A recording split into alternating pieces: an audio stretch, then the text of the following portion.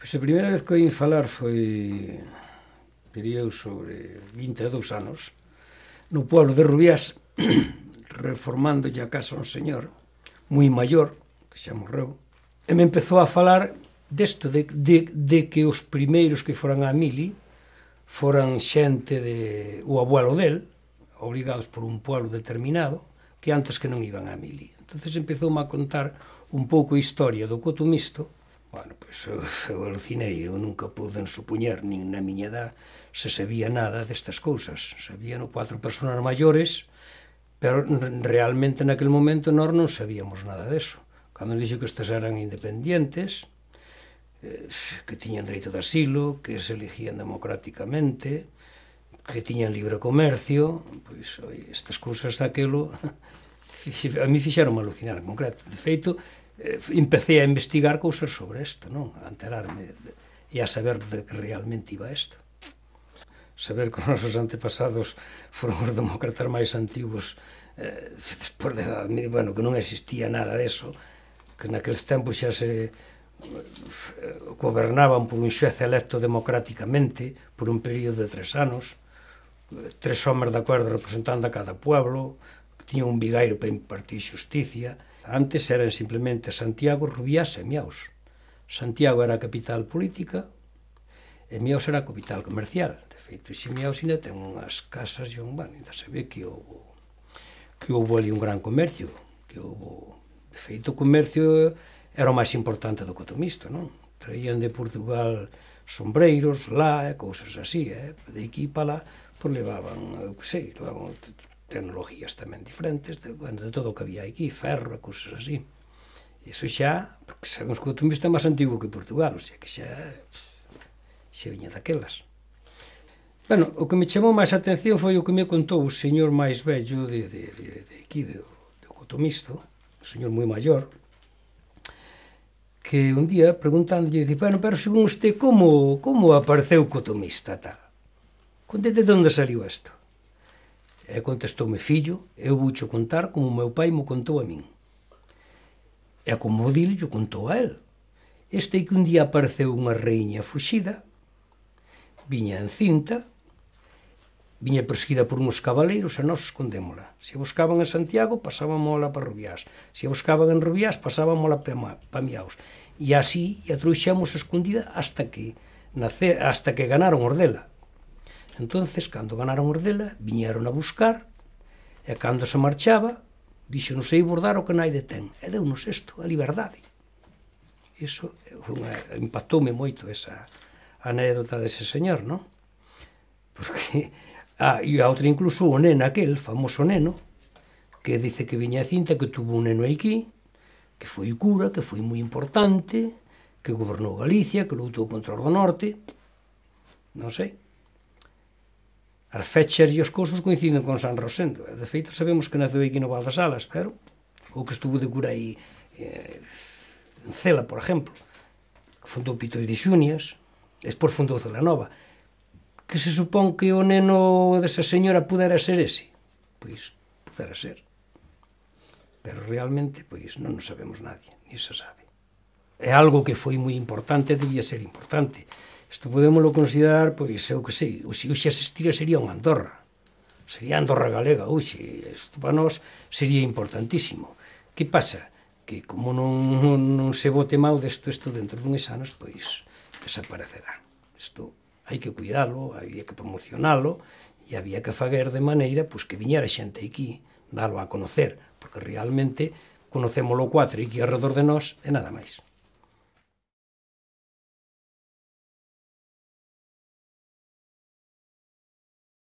Pois contaban do que era antes, como funcionaba isto. A xente pois iba ás feiras a Portugal, iban igual a Portugal que a España, falaban o mesmo do comercio de sal que había, e incluso de tabaco tamén parece que había. O mesmo que tamén falaban, que non hai moito, o meu pai, por exemplo, falaba de que os primeiros soldados que diron estes 3 pueblos, pouco máis vellos eran co meu pai, digamos, ao mellor 15 ou 20 anos maiores co meu pai, ou quizás 10 anos, 15. E antes non daban soldados estes pueblos. Entonces, ainda, incluso, desde que lle cortaron os privilegios ises, que isto máis ou menos desapareceu, o dos soldados, a aportar soldados, pois ainda continuou bastante para diante, bastantes anos. E a xente penso que era feliz co sistema aquí, pois sentíanse orgullosos de pertenecer ao couto misto. Cando acordaron pois, de sacarnos eses privilegios e tal, parece que a xente dironlle a elegir se querían ser españoles ou portugueses e optaron por dar a España. Moitas delas que iban a feiras tal, pois, incluso hai un camiño ainda que vai por o noso monte que se chama, e hai unha fonte que hai unha auga que fai unha cascada, chamaban o camiños pasaxeiros porque ali era onde se sentaban para descansar cando iba a Portugal, esas cousas. Costumbres, pois, sempre nos levamos ben cos veciños portugueses, que nos encontramos alá na serra, con eles de sempre, pois sempre nos levamos ben con eles, cos pueblos limítrofes que dan con eso, e sempre procuramos manter esa amistade de dicir, pois, algún día pertencemos ás dúas nacións. Posiblemente, na Península Ibérica foi a primeira república que se pode dicir que houve foron estes pueblos, non cabe dúda. Tiñan xuez, en fin. Eso non se debía esquecer, penso eu, vamos.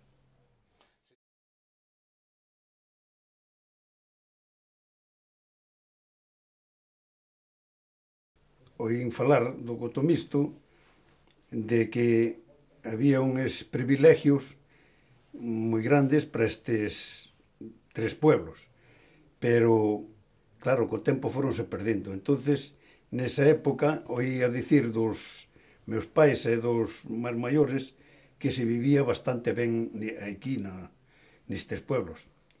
A raíz deso, despois que se perdeu o cotomisto, pois parece que se foi vivindo un pouco peor, e logo despois veo a guerra e a posguerra, que claro, viviuse bastante mal, como en todas as partes. Pero hasta ali parece que se vivía bastante ben nestes pueblos. E que era onde tiñan as reunións, que era onde era o xuez era de Meaos. Entonces, aquí reuníanse, hai un sitio onde se reunían, onde facían todos os tratados. Entonces, pois, así, hai un arca destas chaves que ustedes xa saben, hasta que todos os tratados metíasen nesa arca e era os documentos que había aí, do que trataban. Bueno, eso era o que dicían, que alguno que venía escapado, que non tenía, que tenía protección, que non lo podían coger, había un camino privilegiado que aí ya non lo podían detener ni nada. Eso era lo que recordamos e lo que dicen, pero non sabemos máis nada. Ademais, non se pagaban impuestos e vivía xente, pois, había comercios, e había de todo, e que viñan moitos portugueses, e nós íbamos tamén a Portugal. Había intercambios de que eles viñan buscar aquí cousas e nós íbamos tamén a Portugal. Despois da guerra, pois nós íbamos máis a Portugal porque eles vivían un pouco millor que se vivía aquí, porque isto quedou bastante mal despois da guerra. Extraperlo había contrabando, incluso había un contrabando que le llamaban minerio, y eran como piedras. Entonces, lo pasaban de España para Portugal. Era un contrabando bastante grande. Y había otros contrabandos que entonces no había... La frontera era muy larga. El medio de transporte y de comunicación era a través de las montañas, andando por caminos y senderos. E incluso, pues, el portugués que tenía negocios con mi padre, pues le hizo un fraude que desapareció y no le pagó, no le pagó. Y eso. Bueno, el futuro le están dando muchas vueltas, pero no sé, no le veo mucho futuro porque desde que estamos dándole vueltas al cotomisto tenía que tener progresado un poco más. A lo mejor también es falta de nosotros mismos que no progresamos también, pero algo se va haciendo, pero creo que falta mucho.